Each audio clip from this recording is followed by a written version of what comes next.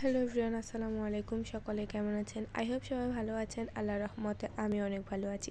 আজকে সকালে আমি ঘুম থেকে উঠে চলে গিয়েছিলাম রান্নাঘরে সিঙ্গারা বানানোর জন্য।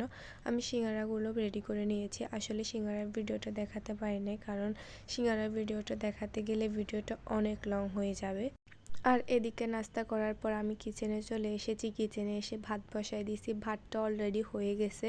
তারপর আমি একটা ফ্রাই প্যানের মধ্যে তেল দিয়ে মাছগুলোকে ভেজে নিব।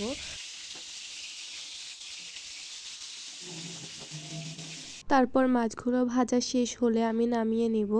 এদিকে আমি চুলার মধ্যে একটা পাতিল বসিয়ে দিয়েছি। পাতিলের মধ্যে তেল দিয়ে দিয়েছি। তেলগুলো গরম হলে আমি কাঁচা মরিচ, পেঁয়াজ দিয়ে একটু ভালো করে নেড়ে ছেড়ে নিব।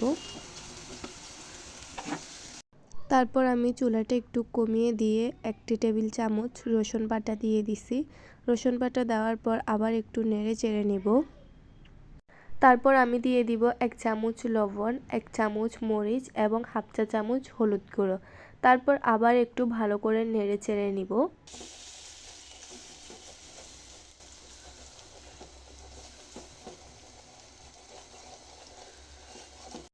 তারপর কতক্ষণ এগুলোকে কষানোর পর আমি এগুলোর মধ্যে পানি দিয়ে দিছি, কারণ এগুলো অনেকটাই শুকিয়ে গেছে। তারপর আবার ভালো করে নেড়ে চেড়ে নিলাম। কিছুক্ষণ ঢাকনা দিয়ে দেখে দিলাম। তারপর আবার উঠিয়ে তার মধ্যে আলু দিয়ে দিলাম। আলু দিয়ে আবার ভালো করে নেড়ে চেড়ে ঢাকনা দিয়ে দিলাম।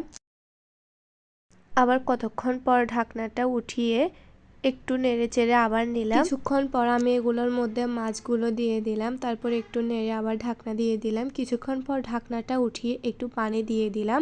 তারপর আবার ঢাকনাটা খুলে দেখি আমার রান্না অলরেডি কমপ্লিট হয়ে গেছে।